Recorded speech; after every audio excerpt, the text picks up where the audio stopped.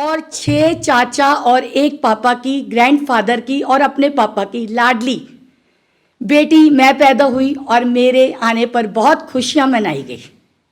लेकिन वो खुशियां नसीब नहीं हुई और मेरे पैर में पोलियो हो गया।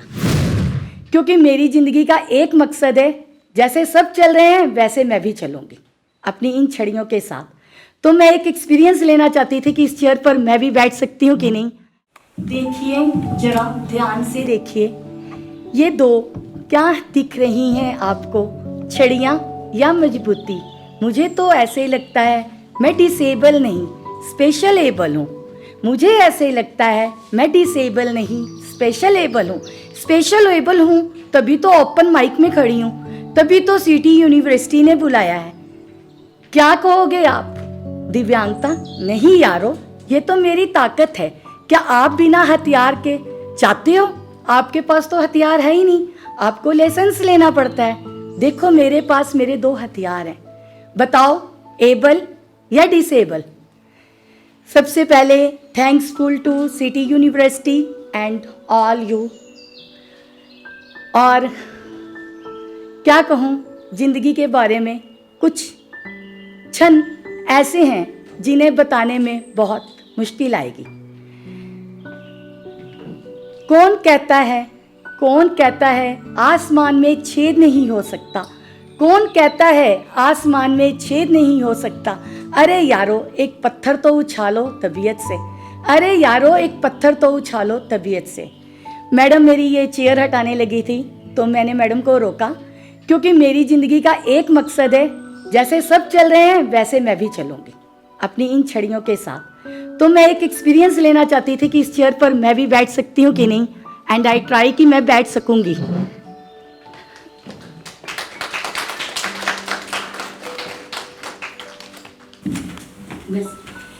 एवरीथिंग इज पॉसिबल कहना आसान है, impossible says I am possible कहना और भी आसान है। लेकिन जब हम करते हैं, जब हम चलते हैं तो हम कर दिखाते हैं। वो गाना है ना, कांटों के साए पे चल के रुकना नहीं और राही, कांटों के साए पे चल के रुकना नहीं और राही, कामयाबी तो मिलेगी ही मिलेगी। मैं अपनी ज़िंदगी का संघर्ष बहुत छोटे शब्दों में आपसे बांटूंगी। मेरे फादर, मेरे ग्रैंडफादर, जैसे कि मैडम ने अभी अपनी स्टोरी शेयर की, ग्रैंडफादर के मेरे 6 बेटे थे और 6 चाचा और एक पापा की, ग्रैंडफादर की और अपने पापा की लाडली बेटी मैं पैदा हुई और मेरे आने पर बहुत खुशियां मनाई गई। लेकिन वो खुशियां नसीब नहीं हुई और मेरे पैर में पोलियो हो गया। मेरे ग्रैंडफादर सरमाएदार, बहुत बड़े सरमाएदार थे, लेकिन किस्मत, फिर वो कहते हैं हाथों की लकीरें, बदलने चले हम हाथों की लकीरें, पर मेहनत करते करते हमारी लकीरें बदलनी ही पड़ गई। 84 राइड्स में मेरे फादर यहाँ आए, ट्रेन्स को बदलते हुए। एक छोटा सा बच्चा, मेरा भाई, जिसे मेरी माँ ने गोद में लिया हुआ और मेरे पापा ने यहाँ कंधे पर उठाया हुआ। मुझे वो याद नहीं सीन, लेकिन इतना याद है ट्रेन्स बहुत बदली गई थी। I am only 7 years. और छुपते छुपाते हम लोग यहाँ आए। जब यहाँ आए तो बिटिया को आदत थी पालने में। 7 ईयर्स की, पापा मेरे और दादे मेरे चाचे घुमाते थे, मैंने कभी दुख नहीं देखा था। यहाँ आने पर हम लोग किराए के मकान पर रहने लग गए। नीचे गद्दे बिछते थे, वहाँ सोने लग गए। जब पापा सो रहे थे तो बेटी ने भी सोना था।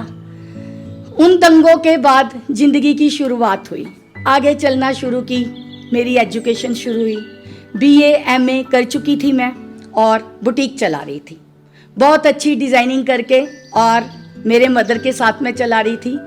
कस्टमर आते थे, मुझे ढूंढते थे, मुझे कभी लगा ही नहीं कि मेरे पैर में कोई प्रॉब्लम है। उसके बाद आगे का सफ़र शुरू हुआ। सिर्फ 15 गज की मेरे फादर के पास एक रेंट की दुकान थी जो 84 में ही हमने ली थी। उसका कोर्ट केस चला और वो 15 गज की दुकान ने आज दीप्ति सलूजा को काला कोट पहना दिया।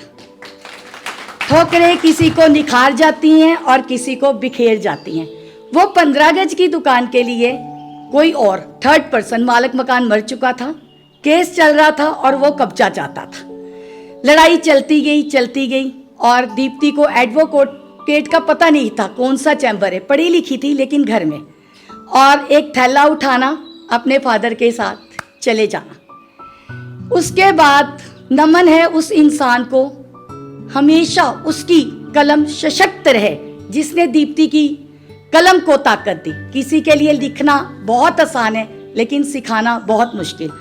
मज़ेदार बात यह है कि वो एडवोकेट नहीं, उन्होंने मुझे बताना शुरू किया और मैंने चलना शुरू किया। धीरे धीरे एडवोकेट्स के चैम्बर भी पता लग गए। लड़ाई जीतने के बाद, वो दुकान की लड़ाई जीतने के बाद, मैंने अपने फादर से कहा कि पापा मुझे वकील बना दो। अगर राइट टू इंफॉर्मेशन एक्ट 2005 में इतनी ताकत है तो पापा पूरे संविधान में कितनी ताकत होगी। मेरे पैर में प्रॉब्लम है तो मुझे ताकत दे दो। मेरे फादर कहने लगे कि तुम्हें 15 साल हो गए हैं बेटा स्टडी छोड़े, एक अपने आप में संघर्ष है और ऊपर से तेरे पैर की प्रॉब्लम है, कैसे करेगी तू। मैंने अपने पापा को बड़े प्यार से देखा और सोचा कि नहीं, मैं अपने धीरे धीरे पापा को मना लूंगी, क्योंकि मैं अपने पापा की बहुत लाडली थी। मेरी लॉ की स्टडी शुरू होगी, मैं लॉयर बन गई। इधर लॉ की स्टडी कंप्लीट हो रही थी और इधर सपने जाग रहे थे कि काला कोट पहनकर, बैंड लगाकर मैं भी कोर्ट में जाऊंगी, क्योंकि अभी भी एक बचपना था, बच्चे भोले होते हैं। मुझे नहीं पता था आगे का संघर्ष फिर मेरा स्वागत करने के लिए तैयार है। कोर्ट में गई, वहाँ बहुत प्रॉब्लम्स आई। उस बार ने मुझे ऑनर किया जब मैं एक समर्थ एनजीओ को चलाने लगी, और वहीं पर बहुत सा संघर्ष आया।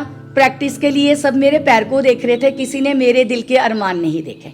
फिर मैंने अपना ऑफिस किया, फिर मैंने अपनी डायरी, और फिर आज अपने केस खुद हैंडल कर रही हूँ।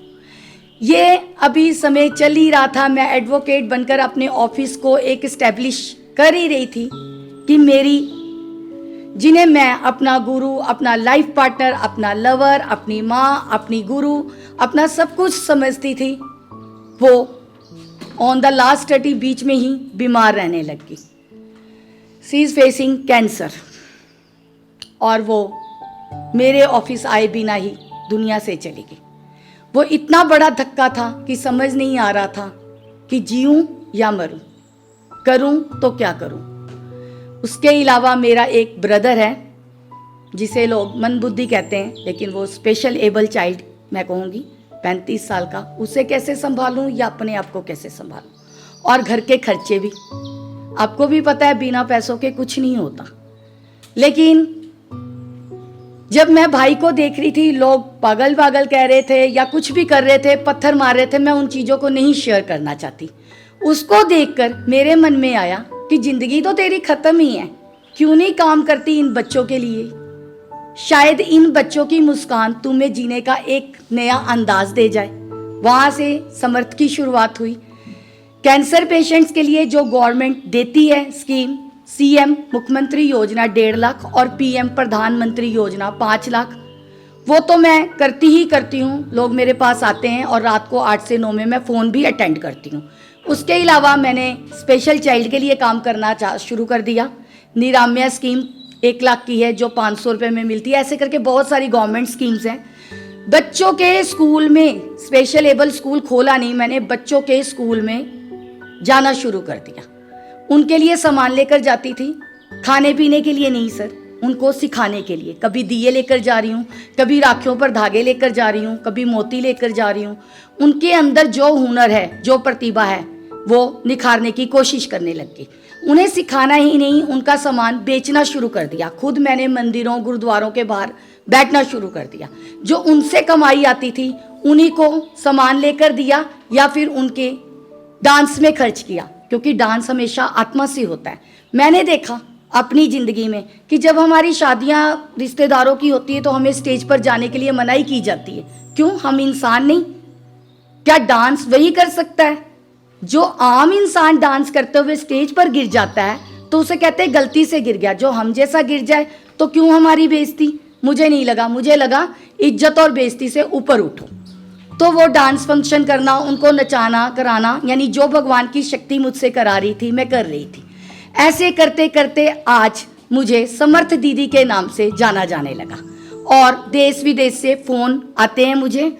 अगर आप भी नंबर नोट करना चाहो तो कर सकते हो, 9888203328, 9888203328। 8 से 9 मेरी फ्री सेवा है, आप मेरे से सेवा ले सकते हो, कोई पैसा नहीं। जिंदगी जीने का नाम है दोस्तों, मरने का नहीं।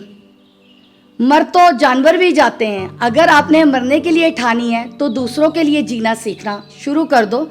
जब आप दूसरों को मुस्कान देना शुरू करोगे, आपके होठों में अपने आप मुस्कान आएगी।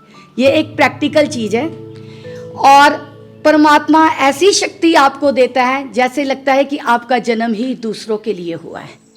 Thanks to all of you, और मैडम गुरलीन का बहुत बहुत थैंक्स जिन्होंने मुझे चूज़ किया और यहाँ तक आपने व्यूज़ शेयर करने का एक मौका दिया। Thank you.